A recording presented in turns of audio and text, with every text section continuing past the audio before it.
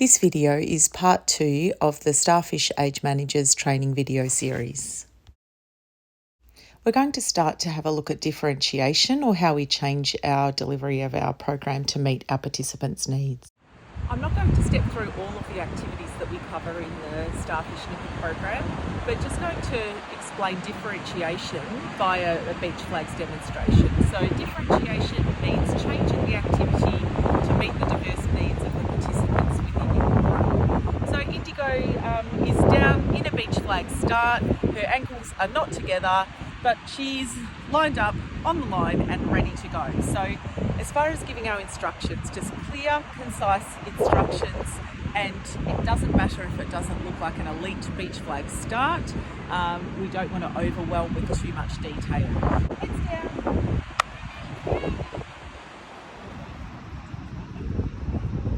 Excellent. All right, so Indigo was successfully able to start on the beach lying down. But for the next part of this video, we're going to assume that she has limited mobility and that lying down on the sand is not going to be possible for her. This could also be if she has sensory sensitivities to the sand as well. Some of our starfish nippers don't like the sand on their skin, so this is another way that we can make them do their start. So Indigo, you're just going to start with one foot in front of the other, looking at the ocean, hands like this. And when I say heads down, you put your chin on your hands, like that. You're going to turn around and race to get the stick. All right. You ready? Heads down. So she's still getting the same idea of starting facing the water, turning, running up the beach and getting the flag, but it's accessible and feels safe to Indigo. There's lots of different variations of that as well. You may have someone who's able to start down one knee on the ground. Do you want to show me that one, Indigo? Maybe just one knee on the ground. Kneeling with one knee. You could have a fully assisted start where someone does want to start down, lying down on the sand, but their helpers or trainers will help them to get up, turn, and guide them with their running as well. So there's a full range that you can do to differentiate or change the activities to make it accessible and meaningful for everyone to engage in the program. As discussed before, a major part of the Starfish program is the integration with the other Nipper age groups, which is why we hold our Starfish sessions at the same time, same place as our Club Nipper programs. To organise the joining with the other age groups, you need to do this ahead of time. So whether that's on the morning of your briefings with your age group coordinators, or whether that's something that's done in advance. And you'll make sure that you line up or join up for the wade relay, the beach relay, or even beach flags can work really well. But the age group coordinator for that group that you're joining with on the day needs to have it all organised and set prior to the starfish group arriving. This works really well because downtime will lead to distracted starfish, and then behaviour challenges can set in at that time. So if I brief the under 10, so Indigo was an under 10 nipper last year, so I would have spoken to her under 10 coordinator and said, we're joining with you for the beach relay. We're going to come down at 10 past 10 if you can have everyone set up, ready to go. And what happens then is we arrive as a starfish group, and there's all of the teams lined up. So you have all the relay teams lined up, all grouped, and then we would arrive and say, excellent, this is your starfish. So Starfish Sophie is going to join your team. Say hello and welcome, Starfish Sophie. Then we move to the next team. This is Starfish Tom. He's going to join your age group. Please welcome Starfish Tom. And then we deliver a starfish to a team that is already set and lined up on the beach. Indigo, I might just invite you to come and join the video for a second to tell me what is a highlight for you when the starfish come and join. So you were under 10s last year. What did you like about the starfish coming to join? I liked it because it was fun and we got to play games together. Yeah? We got to know them better. Excellent. So that's part of the message, is the acceptance within the broader community. So hopefully when our starfish are at school or in their community and they see someone who does have a disability, there is more acceptance, and they can also acknowledge the fabulous abilities of the starfish, who are often faster or better at beach flags, and they notice that talent and ability shining through too.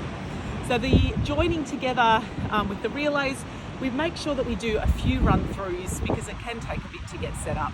So do a couple of run-throughs, give them a break, lots of high fives, high five your starfish, lots of encouragement. So while they're running, you make sure that the team knows the starfish name and that the starfish gets to know the other people in their group, their names as well, so that there's loads of cheering as they give it a go.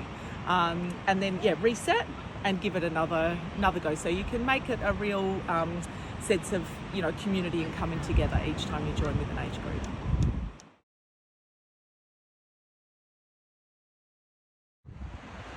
Throughout your program, you're bound to have some challenges or challenging behaviour from the starfish participants, and we'll just have a little look at some scenarios and how you might manage these. This next scenario, we'll have a look at refusal. So participants could refuse to engage in an activity because they lack self-esteem or confidence, or they just are exhausted. They could have been up really late the night before.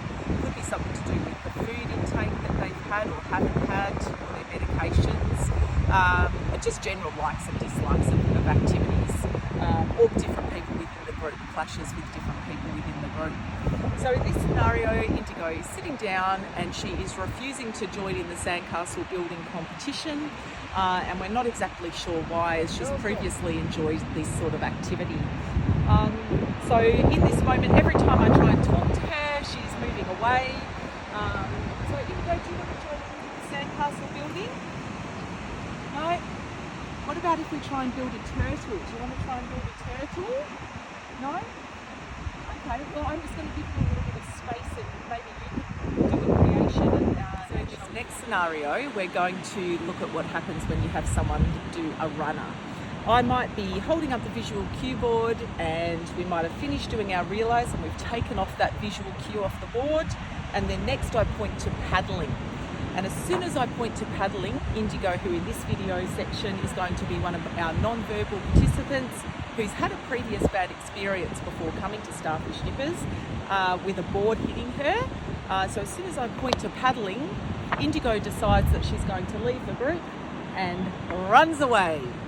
The great thing about Starfish Nippers is that we do have the 1-to-1 ratio with the starfish to trainer. So it may be as simple as the trainer following the starfish and sitting with them quietly until they calm down, until they're ready to regroup with the rest of the starfish team.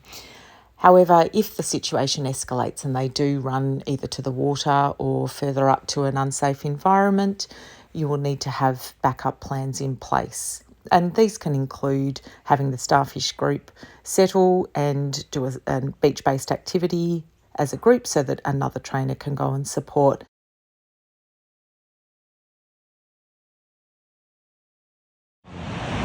So speaking about how the program can look different for different participants, that can also be in the education area as well. So we'll have some starfish who engage in programs like learning their doctor's ABC and working with our development team and the education team.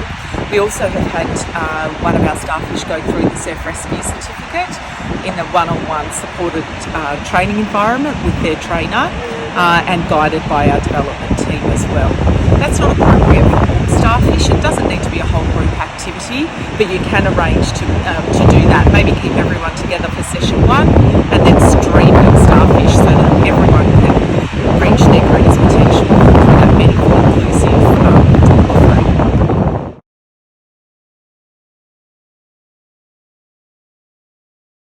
We've added a couple of teaching resources just to give you some further tips and support.